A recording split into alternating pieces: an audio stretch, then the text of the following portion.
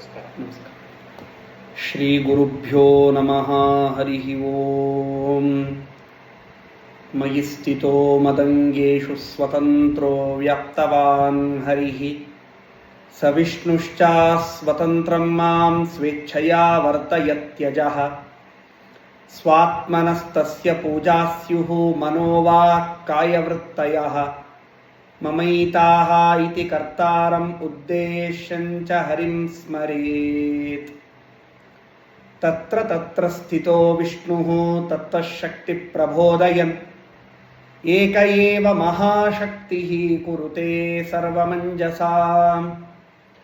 ಅಶೇಷ ವಾಗ್ಜಾಡ್ಯಮಲಾಪಹಂತ್ರಿ ನವಂ ನವಂ ಸ್ಪಷ್ಟ ಸುವಾಕ್ಪ್ರದಾಯಿನಿ ಮಮೇಹ ಜುಹ್ವಾಗ್ರ ಸುರಂಗ ನರ್ತಕೀ ಭವ ಪ್ರಸನ್ನಾ ವದನೆ ಚ ಮೇ ಶ್ರೀಃ. ಬುದ್ಧಿರ್ಬಲಂ ಯಶೋ ಧೈರ್ಯಂ ನಿರ್ಭಯತ್ವಮರೋಗತ ಅಜಾಡ್ಯಂ ವಾಕ್ಪಟುತ್ವಂಚ ಹನುಮತ್ ಸ್ಮರಣಾತ್ ಭವೇತ್. ನಮೋಸ್ತು ತಾತ್ವಿಕಾ ದೇವಾಃ ವಿಷ್ಣುಭಕ್ತಿಪರಾಯಣಾಃ ಭವಂತಶ್ಚ ಪ್ರಪನ್ನೋಹಂ ಭವಂತಶ್ಚ ಕೃಪಾಲವಃ ಧರ್ಮಮಾರ್ಗೇ ಪ್ರೇರಯಂತು ಭವಂತಃ ಸರ್ವ ಏವ ಹಿ. ಸಾಧಿತಾಖಿಲ ಸತ್ತತ್ವಂ ಬಾಧಿತಾಖಿಲ ದುರ್ಮತಂ ಬೋಧಿತಾಖಿಲ ಸನ್ಮಾರ್ಗಂ ಮಾಧವಾಖ್ಯಯತಿಂ ಭಜೆ. ಯಸ್ಯ ವಾಕ್ ಕಾಮಧೇನುರ್ನಃ ಕಾಮಿತಾರ್ಥಾನ್ ಪ್ರಯಚ್ಛತಿ ಸೇವೇತಂ ಜಯ ಯೋಗೀಂದ್ರಂ ಕಾಮವಾನಚ್ಛಿದಂ ಸದಾ. ವೇದೇಶ ಯೋಗಿನಂ ವಂದೇ ಯಾದವಾರ್ಯ ಗುರೋರ್ಗುರುಂ ಛಾಂದೋಗ್ಯ ಭಾಷ್ಯ ಸಟ್ಟೀಕಾ ಕರ್ತಾರಮಹಮಾದರಾತ್. ಪೂಜ್ಯಾಯ ರಾಘವೇಂದ್ರಾಯ ಸತ್ಯ ಧರ್ಮ ರತಾಯ ಚ ಭಜತಾಂ ಕಲ್ಪವೃಕ್ಷಾಯ ನಮತಾಂ ಕಾಮಧೇನವೇ. ಮಾತರಸ್ ಹೃದೋ ನಿತ್ಯಂ ಇಷ್ಟಾಧಿಕ ಫಲಪ್ರದಾ ಶ್ರೀ ಸತ್ಯನಾಥ ಗುರವೋ ಜಗತ್ಪೂಜಿತ ಪಾದುಕಾಃ. ಸತ್ಯಾಭಿಘ್ನಕರಾಬ್ಜೋತ್ಥಾನ್ ಪಂಚಾಶದ್ವರ್ಷ ಪೂಜಕಾನ್ ಸತ್ಯಪ್ರಮೋದ ತೀರ್ಥಾರ್ಯಾನ್ ನೌಮಿ ನ್ಯಾಯ ಸುಧಾರತಾನ್. ಬಂಧುಸ್ತ್ವಂ ಗುರುರಿಷ್ಟದೈವತಮಿತಿ ತ್ವತ್ಪಾದ ಪಂಕೇರುಹಂ ಪ್ರಾಪ್ತಂ ಮಾಂ ಪರಿಪಾಲಯೇತಿ ಸತತಂ. ಯಾಚೇ ನಿಬದ್ಧಾಂಜಲಿಃ ಚಿತ್ತಂ ಮದ್ಗುಣದೋಷ ಚಿಂತನ ವಿಧೌ ನೂನಂ ಮನಾಂ ಮಾಕೃತಾಃ ಶ್ರೀ ಸತ್ಯಾತ್ಮಗುರೋಸ್ತ್ವದಂಗ್ರಿಯುಗಲಂ ಹಿತ್ವಾ ನಮೇ ಸದ್ಗತಿಃ. ವಿದ್ಯಾಪೀಠ ವಿಧಾತಾರಂ ವಿದ್ಯಾವಾರಿಧಿ ಚಂದಿರಂ ವಿದ್ಯಾರ್ಥಿವತ್ಸಲಂ ವಂದೇ ಮಹಾಮಹಿಮ ಸದ್ಗುರುಂ. ಶ್ರೀ ಗುರುಭ್ಯೋ ನಮಃ. ಹರಿ ಓಂ. ಹರಿ ಓಂ. ಹರಿ ಓಂ.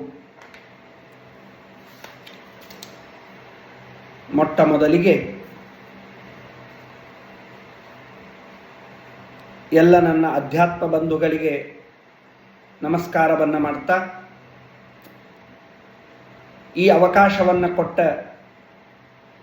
ನನ್ನ ಅಣ್ಣಂದಿರಂತೆ ಇರುವ ಪೂಜ್ಯ ನರಸಿಂಹಾಚಾರ್ಯರಿಗೆ ನಮಸ್ಕರಿಸ್ತಾ,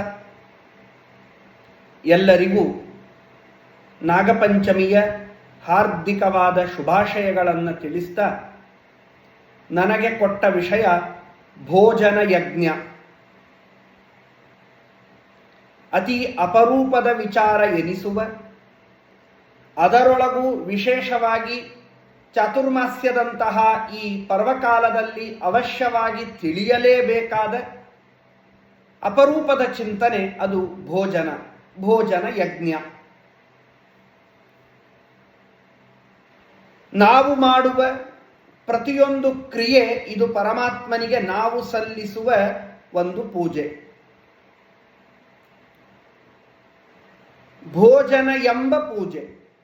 ಯಜ್ಞ ಅಂದರೆ ಯಜ ಪೂಜಾಯಾಮ್ ಎನ್ನುವುದರಿಂದ ವ್ಯುತ್ಪನ್ನವಾದ ಶಬ್ದ ಯಜ್ಞ ಅಂತ. ಸಾಮಾನ್ಯವಾಗಿ ನಮ್ಮೆಲ್ಲರ ಬುದ್ಧಿಗೆ ಎಟಕುವ ಶಬ್ದ ಏನು ಅಂದರೆ ಭೋಜನ ಎಂದರೆ ಹಸಿವಾದಾಗ ತಿನ್ನೋದು ಅಂತರ್ಥ. ಇಷ್ಟಕ್ಕೆ ಮಾತ್ರ ಅದೊಂದು ಅರ್ಥದಲ್ಲಿ ಭೋಗ ಎಂದು ಭೋಜಿಸುವರಾಗಿ ನಾವು ಇದ್ದೇವೆ.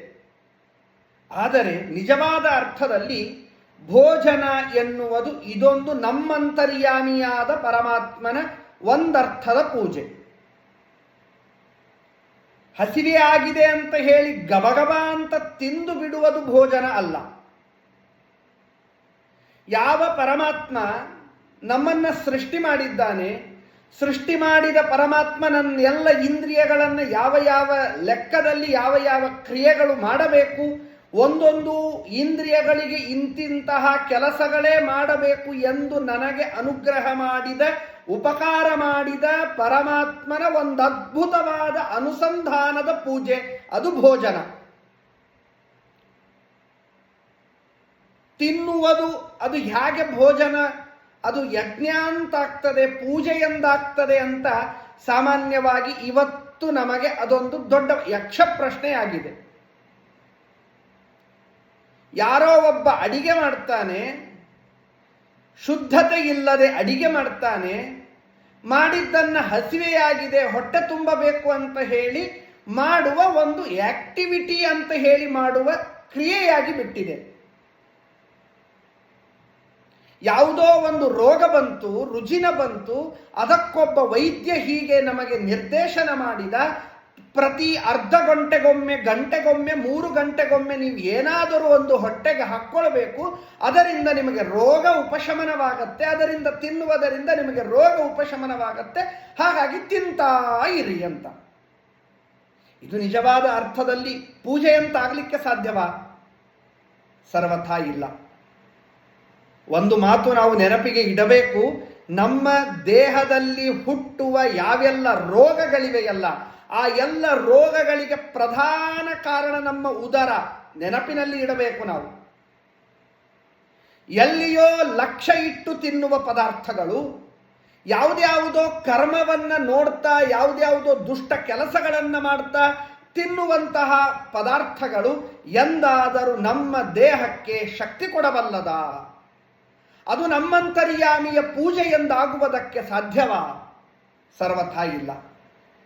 ಈ ವಿಷಯದಲ್ಲಿ ಧರ್ಮಶಾಸ್ತ್ರದ ಗ್ರಂಥಗಳಲ್ಲಿ ಒಂದಾದ ರಾಜವಲ್ಲಭ ಎನ್ನುವ ಒಂದು ಗ್ರಂಥದಲ್ಲಿ ಒಂದು ನಮಗೆ ಕಿವಿ ಮಾತನ್ನ ಹೇಳ್ತಾರೆ. ತಥೋ ಭೋಜನ ವೇಲಾಯಾಂ ಕುರ್ಯಾನ್ ಮಂಗಲ ದರ್ಶನಂ ತಸ್ಯ ನಿತ್ಯಂ ಆಯುರ್ಧರ್ಮ ವಿವರ್ಧನಂ ಇತಿ ರಾಜವಲ್ಲಭೇ ಅಂತ ಮಾತು. ತಿನ್ನುವಾಗ ಪರಮಾತ್ಮನಿಗೆ ನಿವೇದಿತವಾದ ಪದಾರ್ಥಗಳನ್ನು ನಾವು ತಿನ್ನುವಾಗ ಮಂಗಲಕರವಾದ ಪರಮಾತ್ಮನ ಚರಿತ್ರೆಗಳು, ಮಂಗಲಕರವಾದಂತಹ ಪರಮಾತ್ಮನ ಗುಣಗಾನಗಳು, ಮಂಗಲ ರೂಪಿಯಾದ ಪರಮಾತ್ಮನ ಚಿಂತನೆಯನ್ನ ಮಾಡ್ತಾ ನಾವು ತಿಂದರೆ, ಪದಾರ್ಥಗಳನ್ನು ನಾವು ಸೇವಿಸಿದರೆ ಅದು ನಿಜವಾದ ಯಜ್ಞ, ಪೂಜೆ ಎಂದಾಗತ್ತೆ. ಎಷ್ಟು ಚಂದ ಫಲ ಕೊಡ್ತಾರೆ ನೋಡಿ. ತಸ್ಯ ನಿತ್ಯಂ ಆಯುರ್ಧರ್ಮ ವಿವರ್ಧನಂ. ಯಾರು ಈ ರೀತಿಯಾಗಿ ಮಂಗಲಕರವಾದ ಚರಿತ್ರೆಗಳ, ನೋಟಗಳ, ಕಥೆಗಳ, ಭಜನೆಗಳನ್ನು ಕೇಳ್ತಾ ಆಹಾರವನ್ನು ಸ್ವೀಕಾರ ಮಾಡ್ತಾರೋ ಅಂಥವರಿಗೆ ಆಯುಷ್ಯವರ್ಧನೆಯಾಗತ್ತೆ. ಅವರಿಗೆ ಅವರವರು ಮಾಡುವ ಕಿಂಚಿತ್ ಧರ್ಮ ಅದು ಬೆಟ್ಟದಷ್ಟು ಫಲ ಕೊಡುವುದಕ್ಕೆ ಕಾರಣವಾಗುತ್ತೆ. ಇವತ್ತಿನ ಎಲ್ಲ ಜನಾಂಗದವರು ಕಿವಿಗೊಟ್ಟು ಕೇಳಬೇಕಾದ ವಿಚಾರ. ನಮ್ಮ ಹಣೆ ಬಾರಕ್ಕೆ ನಮ್ಮ ಒಂದು ಪೀಳಿಗೆ ಅಥವಾ ಒಂದು ನಮ್ಮ ಜನರೇಷನ್ ಅಂತ ನಾವು ಏನು ಕರೀತೇವೆ, ಅವರಿಗೆಲ್ಲ ನಾವು ಊಟ ಮಾಡಿಸುವಾಗ, ಮನೆಯಲ್ಲಿ ಚಿಕ್ಕ ಚಿಕ್ಕ ಮಕ್ಕಳು ಇರ್ತಾರೆ, ಊಟ ಮಾಡಿಸ್ತಾ ಇರ್ತೇವೆ. ಊಟ ಮಾಡಿಸುವಾಗ ಅವನು ಸರಿಯಾಗಿ ಊಟ ಮಾಡಲಿ ಎಂದು ಹೇಳುವುದಕ್ಕಾಗಿ ಅವನ ಮುಂದೆ ಒಂದು ದೊಡ್ಡ ಪರದೆಯ ಒಂದು ಟಿವಿ ಇಡ್ತೇವೆ. ಆ ಟಿವಿ ಒಳಗೆ ಯಾವುದ್ಯಾವುದೋ ಕಾರ್ಟೂನ್ಗಳನ್ನು ತೋರಿಸ್ತಾ ಮಕ್ಕಳಿಗೆ ಆಹಾರವನ್ನು ಕೊಡ್ತೇವೆ. ಹೀಗೆ ಕೊಟ್ಟ ಆಹಾರ ಆ ಮಕ್ಕಳಿಗೆ ಎಲ್ಲಿ ಸಂಸ್ಕಾರ ಹುಟ್ಟಿಸುವುದಕ್ಕೆ ಕಾರಣ ಆಗತ್ತೆ ಹೇಳಿ? ಸಂಸ್ಕಾರ ಹುಟ್ಟಲಿಕ್ಕೇನೆ ಸಾಧ್ಯವಿಲ್ಲ. ಮಗು ಅಳಬಾರದು, ಮಗು ಚಂದ ಊಟ ಮಾಡಬೇಕು ಅಂತ ಹೇಳಿ ಕಾಟಾಚಾರದ ಊಟವನ್ನು ಮಾಡಿಸುವಾಗ ನಮಗೆ ಅದನ್ನು ತೋರಿಸುವ ಬದಲು ಗೋವಿಂದ, ನಾರಾಯಣ, ಕೃಷ್ಣ ಅಂತ ಹೇಳಿ ಪರಮಾತ್ಮನ ಅನಂತ ಅನಂತ ನಾಮಗಳಿಂದ ಕೂಡಿದ ನಾಮ ಸಂಕೀರ್ತನೆಯನ್ನ ಮಾಡ್ತಾ, ಬೇಡ ಬಿಡಿ, ನಿಮಗೆ ಟಿವಿಯನ್ನು ತೋರಿಸಿಯೇನೆ ಮಕ್ಕಳಿಗೆ ಆಹಾರ ಮಾಡಿಸಬೇಕಾ? ಹಾಗಾದರೆ ಆ ಪರದೆಗಳಲ್ಲಿ ಏನೇ ಇವತ್ತು 10 ಹಲವಾರು ಕೃಷ್ಣನ ರಾಮನ ಚರಿತ್ರೆಗಳಿವೆ. ಅದರಿಂದ ಮಕ್ಕಳನ್ನು ತೋರಿಸಿ ಮಕ್ಕಳಿಗೆ ಆಹಾರವನ್ನು ಕೊಡಿ, ಅದು ಪೂಜೆಯಾಗತ್ತೆ. ಅದರಿಂದ ಮಕ್ಕಳಿಗೆ ಸಂಸ್ಕಾರ ಹುಟ್ಟತ್ತೆ.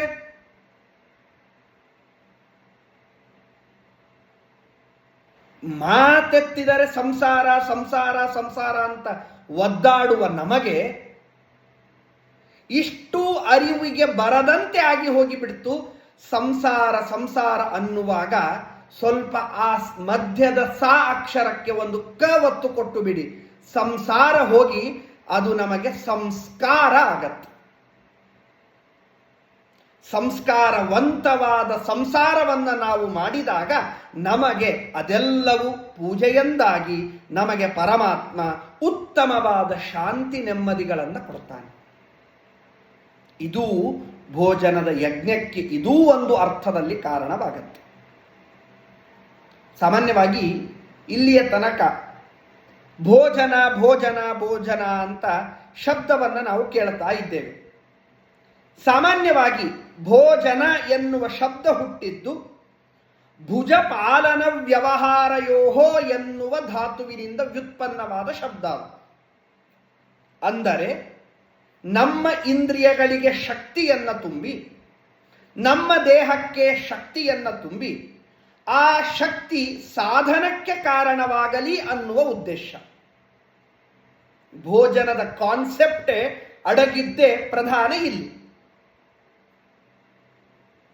ಭೋಜನ ಹೊಟ್ಟೆ ತುಂಬುವುದಕ್ಕೆ ಮಾಡಬೇಕು ಅನ್ನುವುದು ಎಷ್ಟು ಸತ್ಯವಾದ ಮಾತು, ಅದಕ್ಕಿಂತಲೂ 1000 ಪಟ್ಟು ಸತ್ಯವಾದ ಮಾತು ನಾವು ತಿಂದ ಪದಾರ್ಥ ನನ್ನ ಹೊಟ್ಟೆಯೊಳಗೆ ಸೇರಿ ಅದು ಶುದ್ಧವಾದ ಪದಾರ್ಥ ಇದ್ದು ಅದನ್ನ ನಾವು ತಿಂದಾಗ ನನ್ನಲ್ಲಿ ಬರುವ ಯೋಚನೆಗಳು, ನನ್ನಲ್ಲಿ ಉಂಟಾಗುವ ಸಾಧನೆಗೆ ಮಾಡುವ ಬಯಕೆ ಏನಿದೆಯಲ್ಲ ಅದು ಅಲ್ಟಿಮೇಟ್ಲಿ ನಮಗೆ ಆಗುವ ಕಾರಣ. ಅಂತೆಯೇ ಈಶಾವಾಸ್ಯೋಪನಿಷತ್ತಿನಲ್ಲಿ ಒಂದು ಮಾತು ಬರುತ್ತೆ, ತದ್ದತ್ತೇನೈವ ಭುಂಜೀತ ಅಥೋ ನಾಣ್ಯಂ ಪ್ರಯಾಚಯೇತ್. ಬಹಳ ಮಹತ್ತರವಾದ ಮಾತಿದು. ಸಾಮಾನ್ಯವಾಗಿ ನಮ್ಮೆಲ್ಲರಲ್ಲಿ ಒಂದಿದೆ, ನಾನು ಮಾಡಿದೆ, ನಾನು ತಿಂದೆ, ನಾನು ಕುಡಿದೆ, ನಾನು ನೋಡಿದೆ, ನಾನು ಮುಟ್ಟಿದೆ, ನಾನು ಅನುಭವಿಸಿದೆ. ಏನಿದು ನಾನು? ಯಾವ ಪರಮಾತ್ಮ ಈ ದೇಹ ನನಗೆ ಕೊಟ್ಟಿದ್ದಾನೆ, ಇಂದ್ರಿಯಗಳನ್ನು ಕೊಟ್ಟಿದ್ದಾನೆ, ಆ ಇಂದ್ರಿಯಗಳಿಗೆ ಪಟುತ್ವವನ್ನು ಕೊಟ್ಟಿದ್ದಾನೆ, ಆ ಪರಮಾತ್ಮ ನನಗೆ ದೇಹ ಮಾತ್ರ ಕೊಟ್ಟು ಇಂದ್ರಿಯಗಳಿಗೆ ಪಟುತ್ವವನ್ನು ಕೊಟ್ಟಿದ್ದಿಲ್ಲ ಅಂತಾಗಿದ್ದರೆ ಏನ್ ಗತಿ ಇತ್ತು ನಮ್ಮದು? ಕಣ್ಣು ಕೊಟ್ಟಿದ್ದಾನೆ, ನೋಡುವ ಶಕ್ತಿ ಕೊಟ್ಟಿಲ್ಲ ಅಂತಾಗಿದ್ರೆ, ಮೂಗು ಕೊಟ್ಟಿದ್ದಾನೆ, ಆಘ್ರಾಣಿಸುವ ಶಕ್ತಿ ಕೊಟ್ಟಿಲ್ಲ ಅಂತಾಗಿದ್ರೆ, ಕರ್ಣ ಕೊಟ್ಟಿದ್ದಾನೆ, ಕೇಳುವ ಶಕ್ತಿ ಕೊಟ್ಟಿದ್ದಿಲ್ಲ ಅಂತಾದರೆ ಏನ್ ನಮ್ಮ ಪರಿಸ್ಥಿತಿ? ಹಾಗೆ ಮಾಡಿದನೆ ನಮ್ಮಪ್ಪ, ಸರ್ವಥಾ ಮಾಡಲಿಲ್ಲ. ಯಾವ ಪರಮಾತ್ಮ ನನಗೆ ದೇಹ ಕೊಟ್ಟಿದ್ದಾನೆ ಅದೇ ಪರಮಾತ್ಮ ಕಣ್ಣಿನಿಂದ ನೋಡುವಂತೆ, ಮೂಗಿನಿಂದ ಆಘ್ರಾಣಿಸುವಂತೆ, ಜಿಹ್ವೆಯಿಂದ ತಿನ್ನುವಂತೆ, ರಸದ ಆಸ್ವಾದನೆ ಮಾಡುವಂತೆ, ಕಿವಿಯಿಂದ ಕೇಳುವಂತೆ, ಕೈಯಿಂದ ಮುಟ್ಟುವಂತೆ, ಕಾಲಿನಿಂದ ನಡೆಯುವಂತೆ, ಮನಸ್ಸಿನಿಂದ ಯೋಚನೆ ಮಾಡುವಂತೆ ಇಂತಹ ಎಲ್ಲ ಕ್ರಿಯೆಗಳನ್ನು ಕೊಟ್ಟ ಪರಮಾತ್ಮ, ಇಷ್ಟೆಲ್ಲ ನನಗೆ ಉಪಕಾರ ಮಾಡಿದ ಪರಮಾತ್ಮ, ಅವನಿಗೆ ನಾವು ಒಂದು ಕ್ಷಣ ಕಣ್ಣು ಮುಚ್ಚಿ ಪರಮಾತ್ಮ ಕೃಷ್ಣಾರ್ಪಣ, ನೀನು ಕೊಟ್ಟದ್ದು ನಿನಗೆ ನಿವೇದನೆ ಮಾಡ್ತಾ ಇದ್ದೇನೆ, ನಿನಗೆ ನಿವೇದಿತವಾದ ಪದಾರ್ಥವನ್ನೇ ನಾನು ಸ್ವೀಕಾರವನ್ನ ಮಾಡ್ತಾ ಇದ್ದೇನೆ ಹೊರತು ನಿನ್ನಲ್ಲಿ ನಿವೇದನೆ ಮಾಡದ ಒಂದು ಪದಾರ್ಥ ನಾನು ಸ್ವೀಕಾರ ಮಾಡುವುದಿಲ್ಲ ಅಂತ ಗಟ್ಟಿಯಾಗಿ ನಾವು ಮನಸ್ಸು ಮಾಡಿ ಆಹಾರವನ್ನ ಸ್ವೀಕಾರ ಮಾಡಿದರೆ ನಿಜವಾಗಿ ಅದು ಭೋಜನ ಎಂದಾಗತ್ತೆ. ಇಲ್ಲದೆ ಹೋದರೆ ಅದು ಕೇವಲ ಆಹಾರ, ಆಮೇಲೆ ವಿಹಾರ, ಆದ ಮೇಲೆ ಸಂಹಾರ, ಮುಗಿದು ಹೋಯ್ತು. ಆಹಾರ ವಿಹಾರ ಸಂಹಾರ. ಹಸಿವೆಯಾಗಿದೆ, ಆಹಾರ ತಿಂದೆವು, ಸ್ವಲ್ಪ ಆ ಕಡೆ ಈ ಕಡೆ ತಿರುಗಾಡುವುದು ವಿಹಾರ. ಆದ ಮೇಲೆ ಸ್ವಲ್ಪ ಸುಸ್ತಾಯಿತು, ಅದಕ್ಕೆ ವಿಶ್ರಾಂತ ಬೇಕು, ಅದಕ್ಕೆ ನಿದ್ದೆ, ಅದೇ ಸಂಹಾರ. ಆಹಾರ ವಿಹಾರ ಸಂಹಾರದಲ್ಲಿ ಮಾತ್ರ ನಾವು ನಮ್ಮ ಜೀವನವನ್ನು ಮುಡುಪಾಗಿಟ್ಟಿದ್ದೇವೆ. ಇಷ್ಟೆಲ್ಲ ಮಾಡಿದ ಪರಮಾತ್ಮನಿಗೆ ನಾವು ಅವನಿಗಾಗಿ ಮಾಡಬೇಕಾದ, ಅವನಿಗಾಗಿ ಸಲ್ಲಿಸಬೇಕಾದ ಪೂಜೆಯಾಗಲಿ ಭಕ್ತಿಯಾಗಲಿ ನಮ್ಮಲ್ಲಿ ಹುಟ್ಟುವುದಿಲ್ಲ. ಅಂದಾದ ಮೇಲೆ ನಾವು ಮಾಡುವ ಕ್ರಿಯೆಗಳು ಪೂಜೆ ಎಂದು ಹೇಗಾಗಲಿಕ್ಕೆ ಸಾಧ್ಯ? ಸರ್ವಥಾ ಸರಿಯಲ್ಲ. ನಾವು ತಿನ್ನುವ ಪದಾರ್ಥ ಇದು ನನಗೆ ಸಾಧನೆಗೆ ಕಾರಣ ಆಗಬೇಕು. ನನ್ನ ಇಂದ್ರಿಯಗಳಿಗೆ ಶಕ್ತಿ ತುಂಬಿ ಸಾಧನೆ ಮಾಡಿ ಇಷ್ಟೆಲ್ಲ ಮಾಡಿದ ಪರಮಾತ್ಮನ ಒಂದು ಉಪಕಾರದ ಸ್ಮರಣೆ ಎಂದು ನಾವು ಮಾಡುವ ಕ್ರಿಯೆಗಳೆಲ್ಲವೂ ಕೂಡ ಅದು ಪೂಜೆ, ಅದು ಎಲ್ಲವೂ ಯಜ್ಞ. ಏನು ಅದ್ಭುತವಾದ ಚಿಂತನೆ ಇದೆ ನೋಡಿ ನಮ್ಮ ಸನಾತನ ಸಂಪ್ರದಾಯದಲ್ಲಿ. ಇಂತಹ ಸನಾತನವಾದ ಭಾರತೀಯ ಸತ್ಸಂಪ್ರದಾಯದಲ್ಲಿ ಭೋಜನ, ಬೆಳಿಗ್ಗೆ ಮಾಡುವ ಪರಕೀಯರು ಹಾಕಿಕೊಟ್ಟ ಬ್ರೇಕ್ಫಾಸ್ಟ್ ಅಂತಾಗಲೋ, ಅಥವಾ ಮಧ್ಯಾಹ್ನ ಮಾಡುವ ಲಂಚ್ ಅಂತಾಗಲೋ, 3 ಸಂಜೆ ಹೊತ್ತು ಮಾಡುವ ಬ್ರಂಚ್ ಅಂತಾಗಲೋ, ಅಥವಾ ರಾತ್ರಿ ಮಾಡುವ ಡಿನ್ನರ್ ಅಂತಾಗಲೋ ಮಾಡುವ ಕ್ರಿಯೆ ಸರ್ವಥಾ ಅಲ್ಲ ಇದು. ದಾಸರು ಹೇಳುವಂತೆ ಬಾಧ್ಯ ಬಾಧಕನಾಗಿಪ್ಪ ಸರ್ವತ್ರ. ಯಾವ ಪರಮಾತ್ಮ ತಾನು ತನ್ನ ಅದ್ಭುತವಾದ ರೂಪಗಳನ್ನು ಇಟ್ಟು ಒಂದೊಂದು ಪದಾರ್ಥಗಳಿಗೂ ಶಕ್ತಿಯನ್ನು ತುಂಬಿ ಆ ಶಕ್ತಿಯನ್ನು ತುಂಬಿದ ಪದಾರ್ಥಗಳನ್ನು ಸ್ವೀಕಾರ ಮಾಡುವಂತೆ ನನಗೆ ಪ್ರೇರಣೆಯನ್ನು ಮಾಡ್ತಾನಲ್ಲ, ಎಲ್ಲ ಪದಾರ್ಥಗಳಲ್ಲಿಯೂ ವ್ಯಾಪ್ತನಾದ ಪರಮಾತ್ಮ ಅಗಣಿತಾತ್ಮ ಸುಭೋಜನ ಪದಾರ್ಥಗಳ ಒಳಗೆ ಅಖಂಡ ಒಂದೊಂದಗಳಿನೊಳ ಅನಂತಾಂಶದಿಂದಲಿ ಖಂಡನೆಂದೆನಿಸಿ ಜಗದಿ ಜೀವರ ತೃಪ್ತಿ ಬಡಿಸುವ ಸ್ವಗತ ಭೇದ ವಿವರ್ಜಿತನ ಈ ಬಗೆಯ ರೂಪವನರಿತು ಭುಂಜಿಸಿ ಅರ್ಪಿಸವನಡಿಗೆ. ಪ್ರಾಯಶಃ ಹೀಗನಿಸ್ತದೆ. ಇದೆಲ್ಲವನ್ನ ನೋಡುವಾಗ ನಮ್ಮ ಅಣ್ಣಂದಿರಾದ ಪೂಜ್ಯ ಆಚಾರ್ಯರು, ನನಗೆ ನರಸಿಂಹಾಚಾರ್ಯರು ಈ ಭೋಜನ ಯಜ್ಞದ ವಿಚಾರವನ್ನು 1 ವಾರದ ಕೆಳಗೆ ನನಗೆ ಸೂಚನೆ ಮಾಡಿದ್ರು. ಅವತ್ತಿನಿಂದ ಅನೇಕ ಗ್ರಂಥಗಳನ್ನು ನೋಡುವ ಸೌಭಾಗ್ಯ ನನ್ನದಾಯಿತು. ಈ ನಿಮಿತ್ತ ಅವುಗಳ ಬಗ್ಗೆ ತಿಳಿದುಕೊಳ್ಳುವ ಭಾಗ್ಯ ನನ್ನದಾಗಿತ್ತು. ಇಷ್ಟೆಲ್ಲ ನೋಡುವಾಗ ಅನಿಸಿದ್ದು ಒಂದು, ನಮ್ಮ ಧರ್ಮದಲ್ಲಿ, ನಮ್ಮ ಸನಾತನ ಭಾರತೀಯ ಸಂಪ್ರದಾಯದಲ್ಲಿ ಕೇವಲ ತಿನ್ನುವುದು ಎನ್ನುವ ಒಂದೇ ವಿಚಾರಕ್ಕೆ ಎಷ್ಟದ್ಭುತವಾದ ಅನುಸಂಧಾನವನ್ನು ಕೊಡ್ತಾರೆ.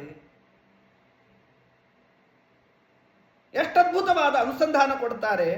ಆಗಲೇ ಹೇಳಿದೆನಲ್ಲ, ರಾಜವಲ್ಲಭ ಎನ್ನುವ ಗ್ರಂಥದಲ್ಲಿ ಅಲ್ಲಿ ಹೇಳುತ್ತಾರೆ, ನಾವು ಮಾಡುವ ಭೋಜನ ಕ್ರಿಯೆ ಏನಿದೆಯಲ್ಲ, ಆ ಭೋಜನ ಕ್ರಿಯೆಗೆ ಯಾವ ಯಾವ ದಿಕ್ಕಿನ ಕೂತು ನಾವು ಭೋಜನವನ್ನು ಸ್ವೀಕಾರ ಮಾಡಿದರೆ ಏನೇನು ಫಲ.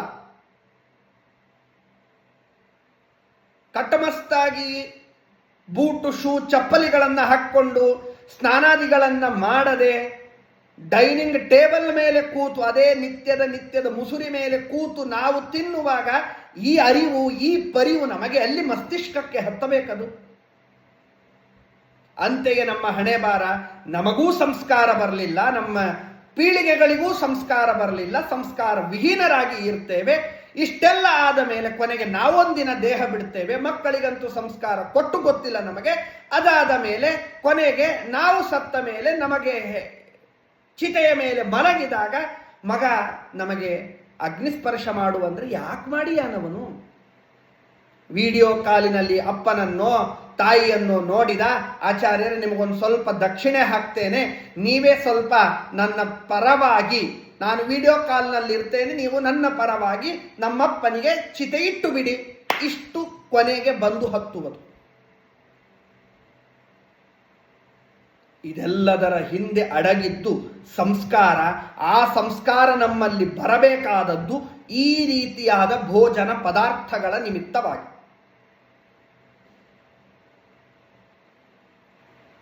ಅಹಂ ವೈಶ್ವಾನರೋ ಭೂತ್ವ ಪ್ರಾಣಿನಾಂ ದೇಹಮಾಶ್ರಿಯ ಪ್ರಾಣಾಪಾನ ಸಮಾಯುಕ್ತ ಪಚಾಮ್ಯನ್ನಂ ಚತುರ್ವಿಧಂ. ಕೃಷ್ಣ ಗೀತೆಯಲ್ಲಿ ಹೇಳಿದ ಮಾತು. ನಾನೇ ಪ್ರತಿಯೊಬ್ಬ ಜೀವರಾಶಿಯಲ್ಲಿ ಇದ್ದು, ವೈಶ್ವಾನರ ನಾಮಕನಾಗಿ ಇದ್ದು, ಅವರು ಸೇವಿಸುವ ಎಲ್ಲ ಆಹಾರವನ್ನು ಯಜ್ಞ ರೂಪೇಣ ಸ್ವೀಕಾರವನ್ನು ಮಾಡಿ ಅವರವರ ಉಪಚಿತವಾದ ಅವರವರಿಗೆ ಯೋಗ್ಯತೆಗ ಅನುಸಾರವಾಗಿ ಅನುಗ್ರಹವನ್ನ ಮಾಡ್ತೇನೆ. ಏನು ನೋಡಿ ಪರಮಾತ್ಮನ ಚಿಂತನೆ. ಜಗನ್ನಾಥದಾಸರು ಈಗಲೇ ಹೇಳಿದನಂತೆ, ಒಂದೊಂದಗಳಿನೊಳ ಅನಂತಾಂಶದಿಂದಲಿ ಖಂಡನೆಂದೆನಿಸಿ ಜಗದಿ ಜೀವರ ತೃಪ್ತಿ ಬಡಿಸುವ ಸ್ವಗತ ಭೇದ ವಿವರ್ಜಿತನ ಈ ಬಗೆಯ ರೂಪವನರಿತು ಭುಂಜಿಸು ಅರ್ಪಿಸವನಡಿಗೆ. ಒಂದು ಅನ್ನವನ್ನ ಸ್ವೀಕಾರ ಮಾಡಿದೆ, ಒಂದು ಪಲ್ಯವನ್ನ ಸ್ವೀಕಾರ ಮಾಡಿದೆ, ಒಂದು ಯಾವುದೋ ಪದಾರ್ಥವನ್ನ ಸ್ವೀಕಾರ ಮಾಡಿದೆ ಅಂದರೆ ಆ ಪದಾರ್ಥದೊಳಗೆ ಅನಂತನಾಮಕನಾಗಿ ಇದ್ದು ಪರಮಾತ್ಮ ನಮ್ಮನ್ನ ರಕ್ಷಣೆ ಮಾಡ್ತಾನೆ. ಭಕ್ಷ್ಯ, ಭೋಜ್ಯ, ಲೇಖ್ಯ, ಪೇಯ ಎನ್ನುವ ಚತುರ್ವಿಧವಾದ ಏನು ಭೋಜನ ಪದಾರ್ಥಗಳಿವೆ, ಆ ಎಲ್ಲ ಪದಾರ್ಥಗಳನ್ನು ಉಣ್ಣುವಾಗ ನಮಗೆ ಬರಬೇಕಾದ ಅನುಸಂಧಾನ ಇದು. ಬರೇ ತಿನ್ನುವಾಗ ಮಾತ್ರ ಬರಬೇಕಾದದ್ದಷ್ಟೇ ಅಲ್ಲ, ನಮ್ಮ ಮನೆಯಲ್ಲಿ ಇರುವ ಹೆಣ್ಣು ಮಕ್ಕಳಿಗಾಗಲಿ ಗಂಡು ಮಕ್ಕಳಿಗಾಗಲಿ ಅವರವರು ತಯಾರಿಸುವ ಆಹಾರಗಳನ್ನು ಮಾಡುವಾಗಲೂ ಕೂಡ ಯಾವುದ್ಯಾವುದೋ ಕೆಟ್ಟ ಕೆಟ್ಟ ವಿಚಾರಗಳನ್ನು ಮಾಡಿ ಆಹಾರ ಸರ್ವತಾ ಮಾಡುವುದಲ್ಲ. ದೇವರ ನಾಮಸ್ಮರಣೆಯನ್ನ ಮಾಡ್ತಾ ಅನೇಕ ಭಾಗವತಾದಿ ಪ್ರವಚನಗಳನ್ನು ಕೇಳ್ತಾ ನಾವು ಆ ಪದಾರ್ಥಗಳನ್ನು ತಯಾರು ಮಾಡಿ ಪರಮಾತ್ಮನಿಗೆ ನಿವೇದನೆಯನ್ನ ಮಾಡಿದಾಗ, ಆ ಪರಮಾತ್ಮನಿಗೆ ನಿವೇದಿತವಾದ ಆಹಾರವನ್ನು ನಾವು ಸ್ವೀಕಾರ ಮಾಡಿದಾಗ ಮಾತ್ರ ಅದು ಭೋಜನ ಯಜ್ಞ ಎಂದಾಗುವುದಕ್ಕೆ ಸಾಧ್ಯ. ದೇವರು ಮಾಡಿದ, ದೇವರು ನನಗಾಗಿ ಕೊಟ್ಟ ಈ ಮಾನವ ಶರೀರ, ದೇವರಿಂದಲೇ ನಿರ್ಮಿತವಾದ ಈ ಶರೀರಕ್ಕೆ ಪರಮಾತ್ಮ ಸುಮ್ಮನೆ ಏನೋ ಜೀವರಾಶಿಗಳನ್ನ ಹುಟ್ಟಿಸಬೇಕಂತಾಗಿ ಹುಟ್ಟಿಸಿದ್ದಲ್ಲ.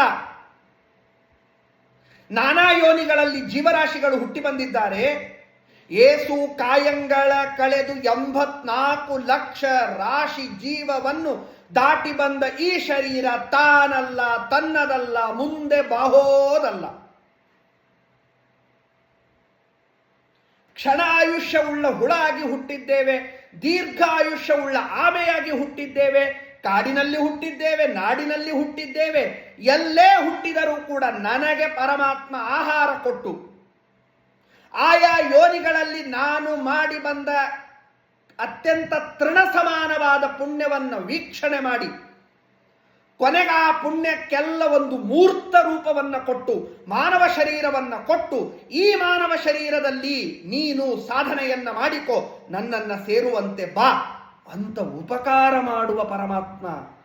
ಏನದ್ಭುತವಾದ ಅನುಸಂಧಾನ ನೋಡಿ.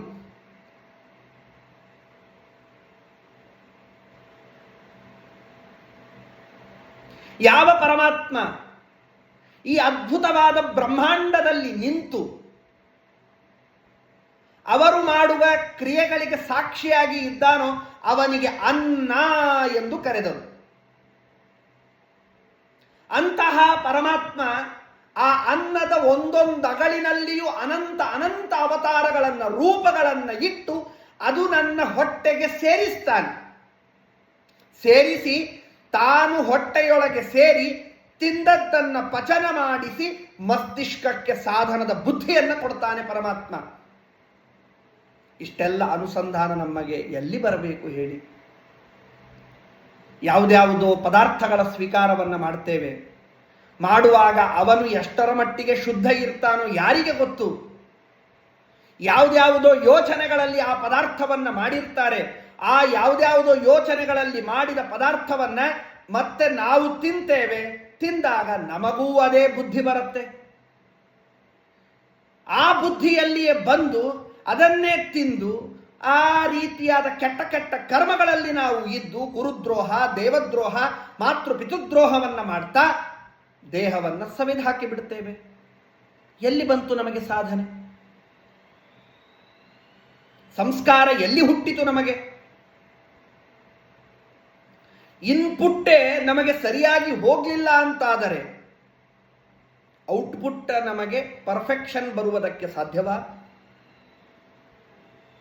ಆಹಾರ ನಮಗೆ ಸರಿಯಾಗಿ ಹೋಗುವಾಗ ಅಲ್ಲಿ ಇರುವ ಪರಮಾತ್ಮನ ಚಿಂತನೆಯನ್ನು ನಾವು ಮಾಡಬೇಕು. ವಾಸುದೇವನು ಅನ್ನದೋಳ್ ನಾನಾ ಸುಭಕ್ಷದಿ ಸಂಕರುಷಣನು ಕೃತೀಶ ಪರಮಾನ್ನದೋಳ್ ಘೃತದೊಳಗಿಪ್ಪನ ನಿರುದ್ಧ ಆ ಸುಪರ್ಣಾಂಸಗನು ಸುಪರಿ ವಾಸವಾನುಜ ಶಾಖದೋಳ್ ಮೂಲೇಶ ನಾರಾಯಣನು ಸರ್ವತ್ರದಲ್ಲಿ ನೆಲೆಸಿಹನು. ವಾಸುದೇವ ರೂಪದಿಂದ ಅನ್ನದಲ್ಲಿ, ಸಂಕರ್ಷಣ ರೂಪದಿಂದ ಉತ್ತಮವಾದ ಭಕ್ಷ್ಯಗಳಲ್ಲಿ, ಕೃತಿಪತಿಯಾದ ಪ್ರದ್ಯುಮ್ನ ರೂಪದಿಂದ ಅದ್ಭುತವಾದ ಪರಮಾನ್ನದಲ್ಲಿ, ಅನಿರುದ್ಧ ರೂಪದಿಂದ ಘೃತದಲ್ಲಿ, ಗರುಡ ವಾಹನನಾಗಿ ತವ್ಯೆಯಲ್ಲಿ, ಉಪೇಂದ್ರ ರೂಪದಿಂದ ಶಾಖದಲ್ಲಿ, ಮೂಲೇಶನಾದಂತಹ ಆ ನಾರಾಯಣ ಸರ್ವತ್ರ ವ್ಯಾಪ್ತನಾಗಿ ಇದ್ದಾನೆ. ಇಷ್ಟು ಹೇಳಿದ ಮೇಲೆ ಆಚಾರ್ಯ, ನಾವು ತಿನ್ನೋದೇ ಒಂದು ಒಪ್ಪತ್ತು, ಅದರೊಳಗೂ ನೀವು ಇಷ್ಟೆಲ್ಲ ಅನುಸಂಧಾನ ಅದು ಇದು ಅಂತ ಹೇಳ್ತೀರಿ, ನಾವು ಇದನ್ನು ತಿನ್ನಬೇಕೋ ಬೇಡವೋ ಅಂತ ನಿಮ್ಮೆಲ್ಲಾದರೂ ಮನಸ್ಸಿನಲ್ಲಿ ಮೂಲೆಯಲ್ಲಿ ಯೋಚನೆ ಬಂತು ಅಂತಾದರೆ ಸರ್ವಥಾ ಆ ರೀತಿಯಾದ ಯೋಚನೆ ಮಾಡಬೇಡಿ. ನಮ್ಮ ಹಣೆ ಬಾರಕ್ಕೆ ಆ ಯೋಚನೆಗಳನ್ನು ಮಾಡಿಯೇನೆ ನಮಗೆ 10 ವರ್ಷಕ್ಕೋ 15 ವರ್ಷಕ್ಕೋ, ಅದು ಬಿಟ್ಟು ಬಿಡಿ, ಈಗ ತಾನೇ ಹುಟ್ಟಿದ ಮಕ್ಕಳಿಗೂ ಕೂಡ ಅದೆರಡು ಭೂತಗಳು ಅಂಟಿಕೊಂಡು ಬಿಡ್ತವೆ, BP ಶುಗರ್ ಅಂತ ಹೇಳಿ. ಯಾಕೆ ಬಂತು ಗೊತ್ತೇನದು? ನಾವು ಯಾವುದನ್ನು ಯೋಚನೆ ಮಾಡಬೇಕು ಅದನ್ನು ಯೋಚನೆ ಮಾಡಲಿಲ್ಲ, ಯಾವುದಕ್ಕೆ ಯೋಚನೆ ಮಾಡಬಾರದಾಗಿತ್ತೋ ಅದನ್ನು ಯೋಚನೆ ಮಾಡ್ತಾ ಮಾಡ್ತಾ ಮಾಡ್ತಾ ಪದಾರ್ಥ ಸ್ವೀಕಾರ ಮಾಡಿದೆವು. ಹೊಟ್ಟೆಯೊಳಗೆ ಹುಟ್ಟುವ ಮಕ್ಕಳಿಗೂ ಅದೇ ಚಾಳಿ ಹತ್ತಿ ಅವುಗಳಿಗೆ ಆ ರೋಗಗಳನ್ನು ತೆಗೆದುಕೊಂಡೇ ಹುಟ್ಟಿಬಿಟ್ಟವು.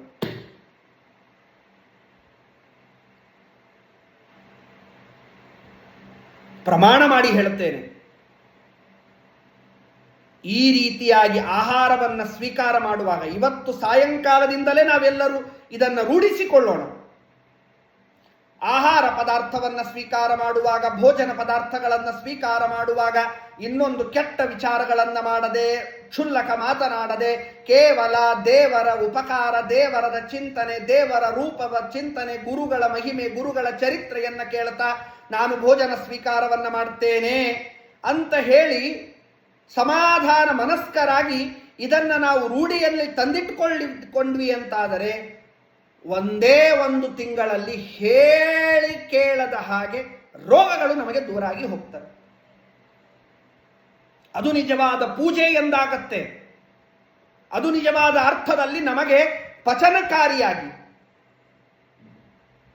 ಏನೋ ತಿಂತೇವೆ, ಹೊಟ್ಟೆಗೆ ಲಕ್ಷ್ಯ ಇರುವುದಿಲ್ಲ ನಮಗೆ ತಿನ್ನುವ ಕಡೆಗೆ, ಯಾವುದ್ಯಾವುದೋ ವಿಚಾರಗಳನ್ನು ಮಾಡ್ತಾ ತಿಂತೇವೆ, ಎಷ್ಟು ತಿನ್ನಬೇಕು ಅಷ್ಟು ತಿನ್ನದೆ ಗಬಗಬ ಅಂತ ಹೊಟ್ಟೆ ಭಾರ ಆಗುವಷ್ಟು ತಿಂತೇವೆ, ಅಜೀರ್ಣ ಆಗತ್ತೆ, ರೋಗಗಳು ಬರುತ್ತೆ, ಒಂದು ರೋಗದಿಂದ ಅನೇಕ ರೋಗಗಳು ತೊಂದರೆಯಾಗಿ ಹೋಗಿಬಿಡುತ್ತೆ. ರೋಗ ರುಜಿನರಾಗಿ ಬೀಳುತ್ತೇವೆ, ಯಾರೂ ನಮ್ಮವರಾಗುವುದಿಲ್ಲ. ಇಷ್ಟೇನಾ ನಮ್ಮ ಜೀವನ ಅಂತ ಹೇಳಿ ಜೀವನದ ಸಾರ್ಥಕತೆಯನ್ನು ಮಾಡಿಕೊಳ್ಳದೆ ಹೋಗಿಬಿಡುತ್ತೇವೆ. ಉಂಟಾದ ಕಾಲಕ್ಕೆ ನೆಂಟರು ಇಷ್ಟರು ಬಂಟರಾಗಿ ಬಂದು ಮನೆಯ ಬಾಗಿಲ ಕಾಯ್ವರೋ, ಉಂಟಾದ ತನ ತಪ್ಪಿ ಬಡತನ ಬಂದರೆ ಒಂಟೆಯಂತೆ ಗೋಣ ಮೇಲಕ್ಕೆತ್ತುವರಯ್ಯ. ಕಾಡ ಬೆಳದಿಂಗಳು ಈ ಸಂಸಾರ ಕತ್ತಲೇ ಬೆಳದಿಂಗಳು.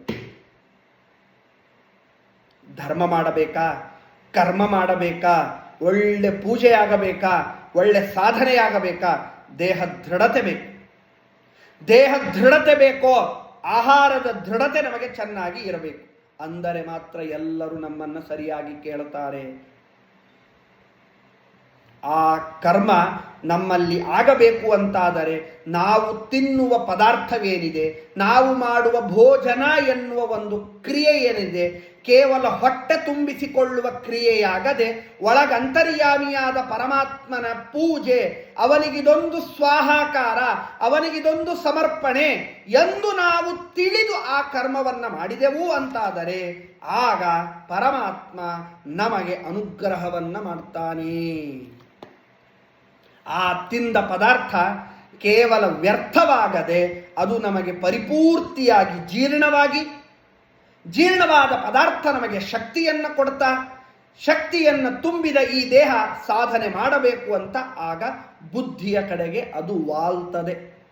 ಇಲ್ಲದೆ ಹೋದರೆ ಕೇವಲ ಭೋಗ ಅಂತಾಗತ್ತಷ್ಟೆ. ನಾಲಿಗೆ ರುಚಿಗೆ, ನಾಲಿಗೆಯ ಚಪಲಕ್ಕಾಗಿ ಯಾವುದ್ಯಾವುದೋ ರುಚಿ ಪದಾರ್ಥ ಅಂತ ನಾವು ಸ್ವೀಕಾರವನ್ನು ಮಾಡ್ತೇವೆ. ಅದು ಕೇವಲ ಚಪಲಕ್ಕಾಗಿ ಆಯಿತೇ ಹೊರತು ಅಂತರ್ಯಾಮಿಯಾದ ಪರಮಾತ್ಮನಿಗೆ ಪೂಜೆ ಎಂದಾಗಲೇ ಇಲ್ಲ. ಇದು ನಾವು ಭೋಜನ ಕ್ರಿಯೆಯಲ್ಲಿ ಮಾಡಬೇಕಾದ, ತಿಳಿದುಕೊಳ್ಳಬೇಕಾದ ಒಂದು ಅದ್ಭುತವಾದ ಅನುಸಂಧಾನ.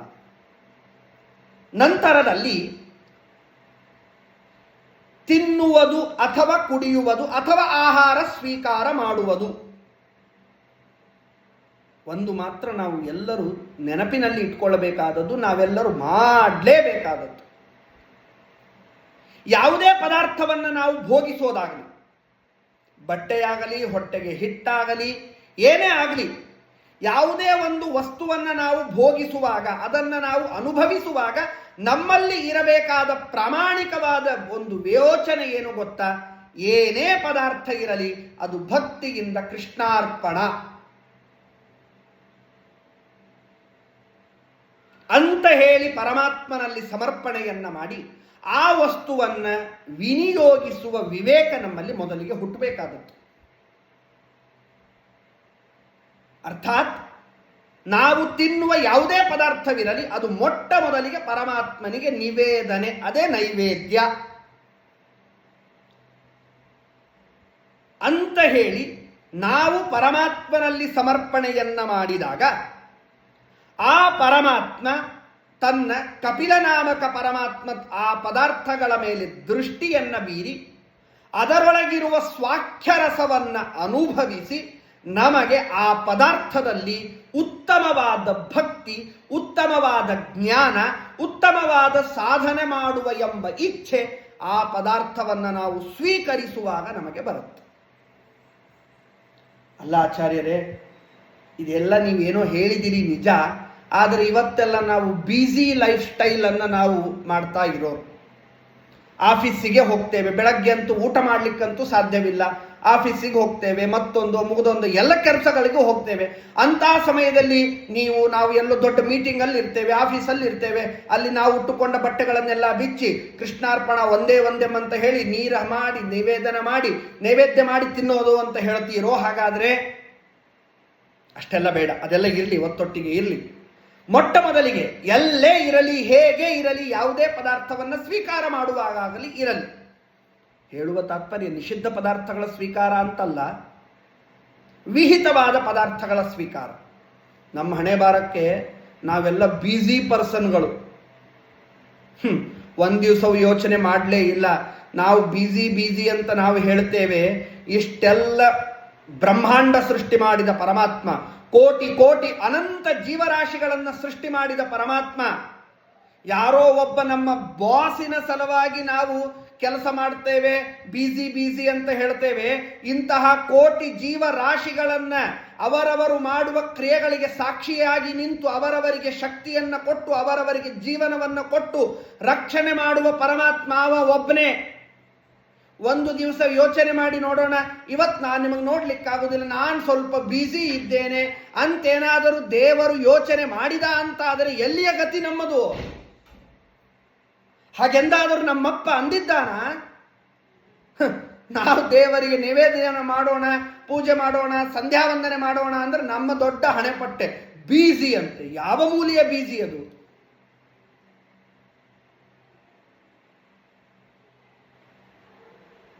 ಯಾವ ಪರಮಾತ್ಮ ನನಗಾಗಿ ನಿಂತು ನನ್ನಲ್ಲಿ ಸರಿಯಾಗಿ ಉಸಿರಾಟವನ್ನು ಮಾಡಿಸ್ತಾ ಸರಿಯಾಗಿ ಪದಾರ್ಥಗಳ ವಿನಿಯೋಗಿಸುವ ಬುದ್ಧಿಯನ್ನು ಕೊಟ್ಟ ಪರಮಾತ್ಮ, ಇಷ್ಟೆಲ್ಲ ನನಗೆ ಅನುಗ್ರಹ ಮಾಡಿದ ಪರಮಾತ್ಮನಿಗೆ ಒಂದು ಕ್ಷಣ ಕಣ್ಣು ಮುಚ್ಚಿ ಕೃಷ್ಣಾರ್ಪಣ ಅಂತ ಹೇಳಿಕ್ಕೆ ಏನಾಗೋದಿದೆ ನಮಗೆ? ಸರ್ವಥಾ ಸರಿಯಾದದ್ದಲ್ಲ. ಎಲ್ಲಿಯೇ ಇರಿ, ಹೇಗೇ ಇರಿ, ಇದ್ದ ಸ್ಥಳ, ಇದ್ದ ಸನ್ನಿವೇಶ, ಇದ್ದ ಸಮಯ, ಕಾಲಲ್ಲಿರುವ ಪಾದತ್ರಾಣಗಳನ್ನು, ಚಪ್ಪಲಿಗಳನ್ನು ಹಾಕಿಕೊಂಡ್ರೆ ಅಲ್ಲೇ ಬಿಟ್ಟು ಒಂದು ಸಲ ಭಕ್ತಿಯಿಂದ ಕೃಷ್ಣಾರ್ಪಣ ಅಂತ ಹೇಳಿ ಆಹಾರವನ್ನು ಸ್ವೀಕಾರ ಮಾಡಿ, ನಿಷಿದ್ಧವಾದ ಪದಾರ್ಥಗಳನ್ನು ಬಿಟ್ಟು ಸ್ವಚ್ಛವಾದ ವಿಹಿತವಾದ ಪದಾರ್ಥಗಳನ್ನು ಇಟ್ಟು ಕೃಷ್ಣಾರ್ಪಣ ಅಂತ ಹೇಳಿ ಅದನ್ನು ನಾವು ಸ್ವೀಕಾರ ಮಾಡಿದೆವು ಅಂತಾದರೆ ಅದು ನಿಜವಾದ ಅರ್ಥದಲ್ಲಿ ಭೋಜನ ಯಜ್ಞ ಅಂತಾಗತ್ತೆ. ವಿಷ್ಣೋರೇವ ಸ್ವರೂಪಾಣಾಂ ತದ್ಗುಣಾನಾಂ ತಥೈವ ಶಿರ ಆದೀನಾಂ ನೈವ ಭೇದೋಸ್ತಿ ಕಶ್ಚನ ತತ್ರ ಪ್ರಥಮ ರೂಪಾಣಿ ಖಂಡ ಸ್ವರೂಪತಃ ಕವಲಾದಿ ಸ್ವರೂಪೇಣ ದ್ವಿವಿಧಾನಿ ವಿಶೇಷತಃ ಭುಜ್ಯಮಾನ ಪದಾರ್ಥೇಶು ಸಂತೇವ ವಿವಿಧಾನಿ ಚ. ಪ್ರಮೇಯ ಮಾಲಿಕೆಯಲ್ಲಿ ಬಂದ ಶ್ಲೋಕಗಳಿವೆಲ್ಲ. ನಾವು ಆ ರೀತಿಯಾಗಿ ಅನುಸಂಧಾನವನ್ನ ಮಾಡಿ ಪರಮಾತ್ಮನಿಗೆ ಸಮರ್ಪಣೆಯನ್ನ ಮಾಡಿದೆವೋ ಅಂತಾದರೆ ಅಲ್ಲಿಯೇ ಇರುವ ಪರಮಾತ್ಮ ಆ ಪದಾರ್ಥಗಳಲ್ಲಿ ನಿಂತು ತಥಾಸ್ತು ನಾನ್ ಸ್ವೀಕಾರ ಮಾಡಿದೆ ಅಂತ ಹೇಳಿ ಆನಂದದಿಂದ ಅವುಗಳನ್ನು ಸ್ವೀಕಾರವನ್ನ ಮಾಡ್ತಾನೆ. ಮಾಡಿ ನಮಗೆ ಕೊಟ್ಟು ಅದನ್ನು ಸ್ವೀಕಾರ ಮಾಡುವಂತೆ ನಮಗೆ ಪ್ರೇರಣೆ ಮಾಡ್ತಾನೆ. ನಾವು ಆಗ ಅದನ್ನು ಸ್ವೀಕಾರ ಮಾಡಿದಾಗ ಗೋವಿಂದ, ಅಚ್ಯುತ, ನಾರಾಯಣ ಅಂತ ಹೇಳಿ ಪರಮಾತ್ಮನ ಆ ಹೆಸರುಗಳನ್ನು ಹೇಳಿ ನಾಮಸ್ಮರಣೆಯನ್ನ ಮಾಡ್ತಾ ಆ ಪದಾರ್ಥಗಳನ್ನು ನಾವು ಸ್ವೀಕಾರ ಮಾಡಿದೆವೋ ಅಂತಾದರೆ ಅದು ಯಜ್ಞ ಅಂತಾಗತ್ತೆ. ತಪ್ಪು ತಿಳಿಬೇಡಿ.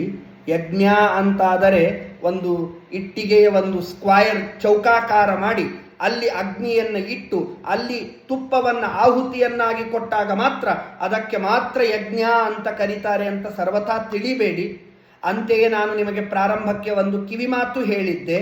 ಯಜ್ಞ ಎಂದರೆ ಪೂಜೆ. ಯಜ್ಞ ಅಂದರೆ ನಮ್ಮಂತರ್ಯಾಮಿಯಾದ ಪರಮಾತ್ಮನ ಚಿಂತನೆ. ಅಂತಹ ಪರಮಾತ್ಮ ನಮ್ಮ ಉದರದೊಳಗೆ ವೈಶ್ವಾನರ ನಾಮಕನಾಗಿ ಇದ್ದಾನೆ. ಆ ವೈಶ್ವಾನರ ನಾಮಕನಾದ ಪರಮಾತ್ಮನನ್ನ ನಾವು ಈ ಬಗೆಯ ಅನುಸಂಧಾನವನ್ನ ಮಾಡಿಕೊಂಡು ಅದನ್ನು ನಾವು ತಿಳಿದೆವು ಅಂತಾದರೆ ಅದು ಅದ್ಭುತವಾದ ಭೋಜನ ಯಜ್ಞ ಎಂದನಿಸುತ್ತೆ. ನಾವು ಈ ರೀತಿಯಾಗಿ ಮಾಡಿದೆವು ಅಂತಾದರೆ ನಮಗಿದರಿಂದ ಅನಂತ ಫಲವಿದೆ.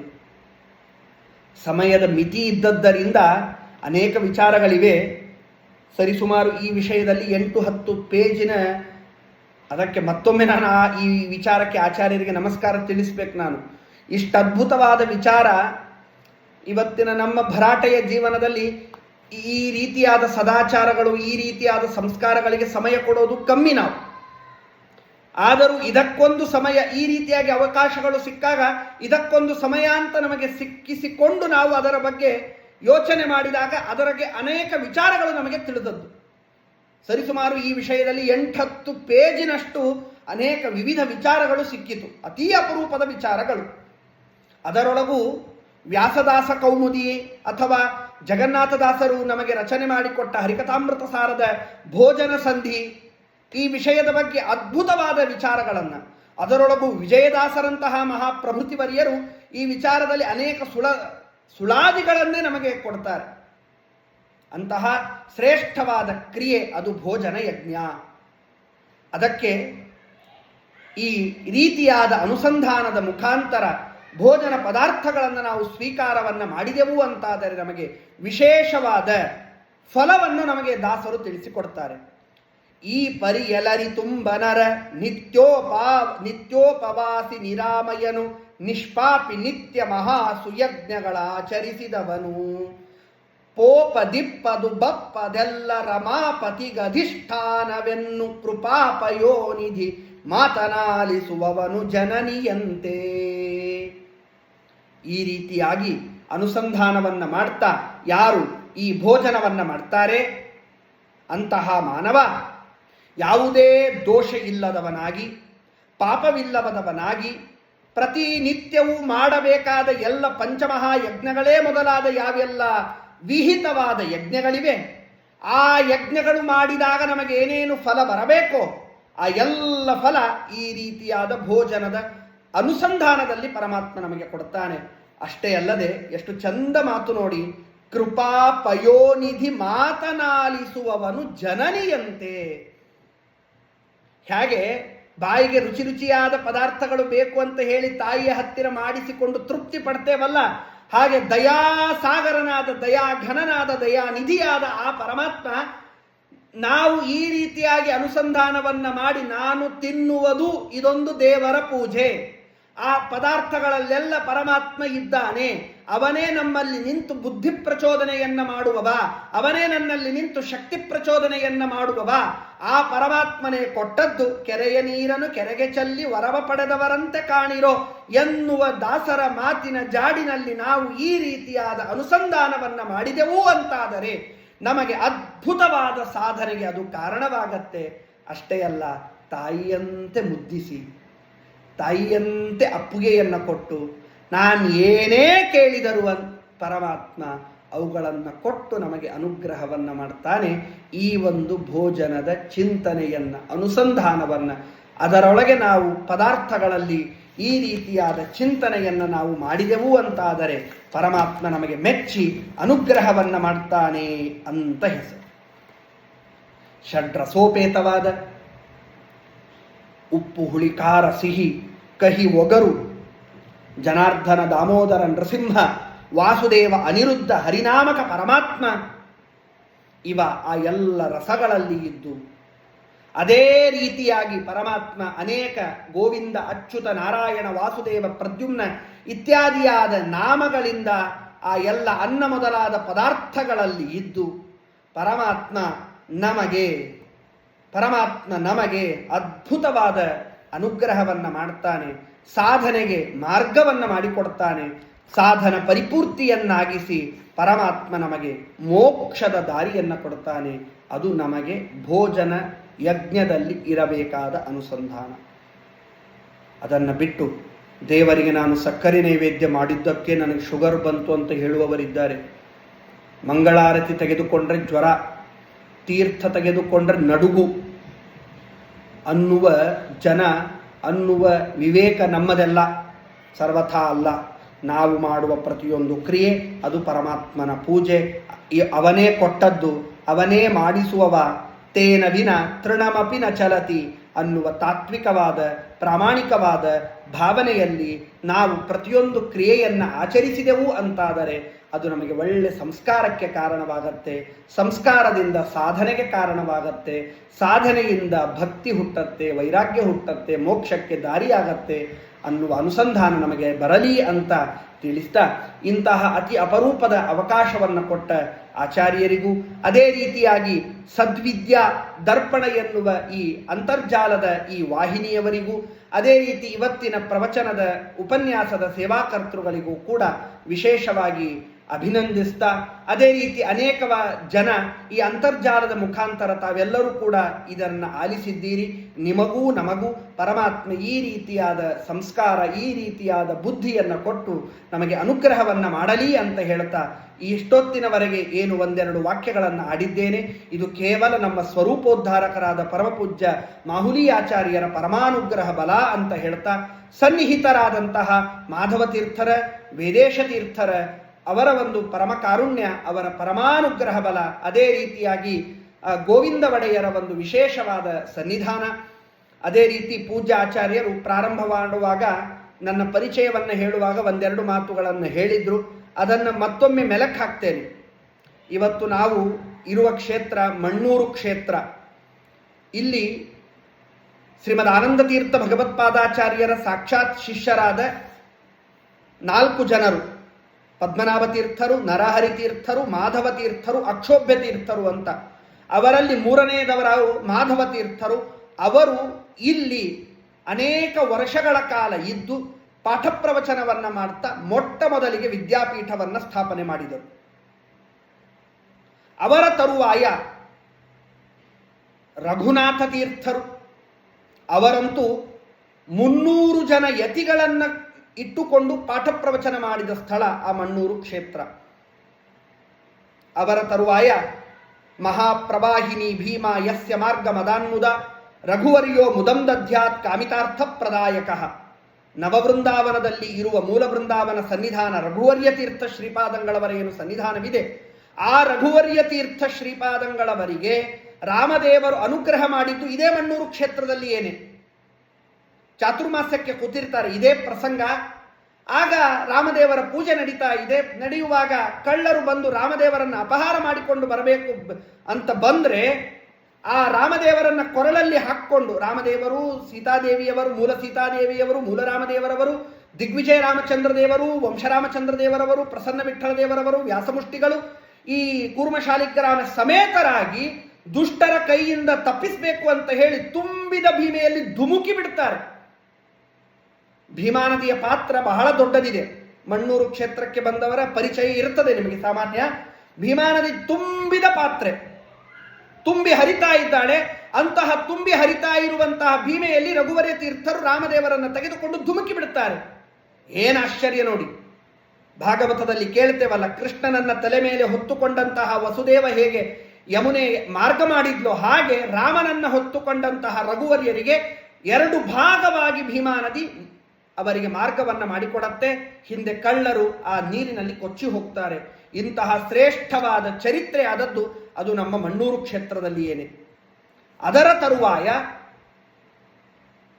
ಪ್ರಣಮತ್ ಕಾಮಧೇನುಂಚ ಭಜತ್ ಸುರತ ರೂಪಮಂ ಅಂತ ಹೇಳುವ ಹಾಗೆ ಕಾಮಧೇನು ಕಲ್ಪವೃಕ್ಷಗಳಾದಂತಹ ರಘುತ್ತಮ ತೀರ್ಥ ಶ್ರೀಪಾದಂಗಳವರಿಗೆ ಆಶ್ರಮ ಆಗಿದ್ದು ಕೂಡ ಅದೇ ಮಣ್ಣೂರು ಕ್ಷೇತ್ರದಲ್ಲಿ ಏನು. ರಘುತ್ತಮ ತೀರ್ಥರಿಗೆ ಆಶ್ರಮವಾದದ್ದು 12 ವರ್ಷಗಳ ಕಾಲ ತಪಸ್ಸನ್ನ ಆಚರಣೆ ಮಾಡಿದ್ದು ಅದೇ ಮಣ್ಣೂರು ಕ್ಷೇತ್ರದಲ್ಲಿಯೇ. ಅಷ್ಟೇ ಅಲ್ಲದೆ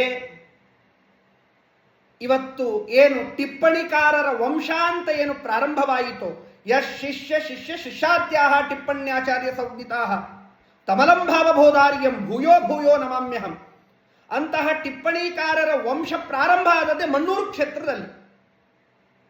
ಯಾದವಾರ್ಯರಂತಹ ಮಹನೀಯ ಚರಣರು ಹುಟ್ಟಿದ ಕ್ಷೇತ್ರ, ವೇದೇಶ ತೀರ್ಥರಂತಹ ಮಹಾನುಭಾವರು ಹುಟ್ಟಿದ ಕ್ಷೇತ್ರ.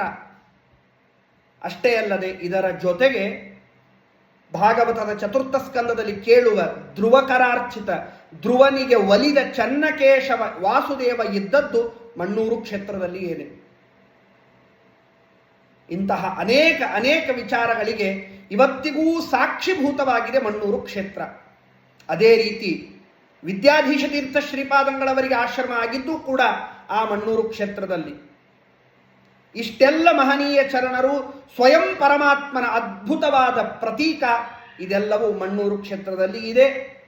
ವಿದ್ಯಾಪೀಠ ಪ್ರಾತಸ್ಮರಣೀಯರಾದಂತಹ ಪರಮಪೂಜ್ಯ ಮಹಾಸ್ವಾಮಿಗಳು ಜಗದ್ಗುರು ಶ್ರೀಮನ್ ಮಧ್ವಾಚಾರ್ಯ ಮೂಲ ಮಹಾಸಂಸ್ಥಾನಾಧೀಶ್ವರರಾದ ಸತ್ಯಪ್ರಮೋದ ತೀರ್ಥ ಶ್ರೀಪಾದಂಗಳವರು ಆ ವಿದ್ಯಾಪೀಠವನ್ನ ಪುನಃ ಜೀರ್ಣೋದ್ಧಾರ ಅರ್ಥಾತ್ ಮಾಧವ ತೀರ್ಥರಿಂದಲೇನೆ ಪ್ರತಿಷ್ಠಾಪಿತವಾದ ಆ ವಿದ್ಯಾಪೀಠ ಪರಮಪೂಜ್ಯ ಮಹಾಸ್ವಾಮಿಗಳವರು ಮತ್ತೆ ಅದನ್ನ ಪ್ರಾರಂಭ ಮಾಡಿದರಷ್ಟೇ. ಇವತ್ತು ಪರಮಪೂಜ್ಯ ಅಧುನಾ ವಿರಾಜಮಾನರಾದಂತಹ ಜಗದ್ಗುರು ಶ್ರೀಮನ್ ಮಧ್ವಾಚಾರ್ಯ ಮೂಲ ಮಹಾಸಂಸ್ಥಾನಾಧೀಶ್ವರರಾದ ಶ್ರೀ 1008 ಶ್ರೀ ಸತ್ಯಾತ್ಮತೀರ್ಥ ಶ್ರೀಪಾದಂಗಳವರ ಪೋಷಕತ್ವದಲ್ಲಿ ಅನುಗ್ರಹದಲ್ಲಿ ನಡೀತಾ ಇದೆ. ಅಂತಹ ಕ್ಷೇತ್ರ ಮಣ್ಣೂರು ಕ್ಷೇತ್ರ. ಅಲ್ಲಿ ನಮ್ಮ ತೀರ್ಥರೂಪರ ಸನ್ನಿಧಾನ, ಅವರೇ ವಿದ್ಯಾಪೀಠವನ್ನು ನಡೆಸಿಕೊಂಡು ಬರ್ತಾ ಇದ್ದಾರೆ. ಆ ವಿದ್ಯಾಪೀಠದಲ್ಲಿ 1-2 ಅಕ್ಷರ ಪಾಠ ಪ್ರವಚನ ಮಾಡುವ ಸೌಭಾಗ್ಯವೂ ಕೂಡ ನನ್ನದಾಗಿದೆ. ಇದು ಕೇವಲ ನನ್ನ ಸ್ವರೂಪೋದ್ಧಾರಕರಾದ ಪರಮಪೂಜ್ಯ ಆಚಾರ್ಯರ ಒಂದು ಅನುಗ್ರಹ ಬಲ ಅಂತ ಹೇಳ್ತಾ ಈ ಅವಕಾಶವನ್ನು ಕೊಟ್ಟಿದ್ದಕ್ಕೆ ಮತ್ತೊಮ್ಮೆ ಪೂಜ್ಯ ನರಸಿಂಹ ನಮ್ಮ ಹಿರಿಯ ಅಣ್ಣಂದಿರಂತೆ ಇದ್ದು ನಮಗೆಲ್ಲ ವಿದ್ಯಾಪೀಠದಲ್ಲಿ, ನಮ್ಮ ಸತ್ಯಧ್ಯಾನ ವಿದ್ಯಾಪೀಠದಲ್ಲಿ ಅದೊಂದು ದೊಡ್ಡ ಕುಟುಂಬ. ಅನೇಕ ಊರಿನಲ್ಲಿ ಬಂದರೂ ಕೂಡ ನಾವೆಲ್ಲರೂ ಒಂದು ಕುಟುಂಬದಂತೆ ಇದ್ದೇವೆ. ನಮ್ಮ ಅಣ್ಣಂದಿರಂತೆ ಇದ್ದು ನಮಗೆ ಯಾವತ್ತಿಗೂ ಕೂಡ ಮಾರ್ಗದರ್ಶನವನ್ನ ಮಾಡ್ತಾ ಇಂತಹ ಅವಕಾಶಗಳನ್ನು ಕೊಟ್ಟದ್ದಕ್ಕಾಗಿ ಮತ್ತೊಮ್ಮೆ ಅವರಿಗೆ ನಮಸ್ಕಾರ ಪೂರ್ವಕವಾದ ಅಭಿನಂದನೆಯನ್ನು ಸಲ್ಲಿಸ್ತಾ, ತಾವೆಲ್ಲರೂ ಈ ಅಂತರ್ಜಾಲದ ಮುಖಾಂತರ ತಾವೆಲ್ಲರೂ ಇಲ್ಲಿ ಸೇರಿದ್ದೀರಿ. ನಿಮಗೆಲ್ಲರಿಗೂ ಪರಮಾತ್ಮನ ವಿಶೇಷವಾದ ಅನುಗ್ರಹವನ್ನು ಪ್ರಾರ್ಥನೆ ಮಾಡ್ತಾ, ಸೇವಾಕರ್ತೃಗಳಿಗೂ ವಿಶೇಷವಾಗಿ ಪರಮಾತ್ಮನ ವಿಶೇಷ ಅನುಗ್ರಹ ಪ್ರಾರ್ಥನೆಯನ್ನು ಮಾಡ್ತಾ ಶ್ರೀಕೃಷ್ಣಾರ್ಪಣಮಸ್ತು. ಹರಯೇ ನಮಃ. ಸ್ವಲ್ಪ ಸಮಯ ಹೆಚ್ಚೆ ತೆಗೆದುಕೊಂಡಿದ್ದೇನೆ, ಕ್ಷಮೆ ಇರಲಿ ಅಂತ ಕೇಳ್ತಾ ಶ್ರೀಕೃಷ್ಣಾರ್ಪಣಮಸ್ತು. ಯದತ್ರ ಸೌಷ್ಠವಂ ಕಿಂಚಿತ ತದ್ಗುರೋರೇವ ಮೇನಹಿ, ಯದತ್ರ ಅಸೌಷ್ಠವಂ ಕಿಂಚಿತ ತದ್ಗುರೋರೇವ ಮೇನಹಿ. ಶ್ರೀಕೃಷ್ಣಾರ್ಪಣಮಸ್ತು. ತನ್ಮಯೈವ ಗುರೋರ್ನಹಿ. ಶ್ರೀಕೃಷ್ಣಾರ್ಪಣಮಸ್ತು.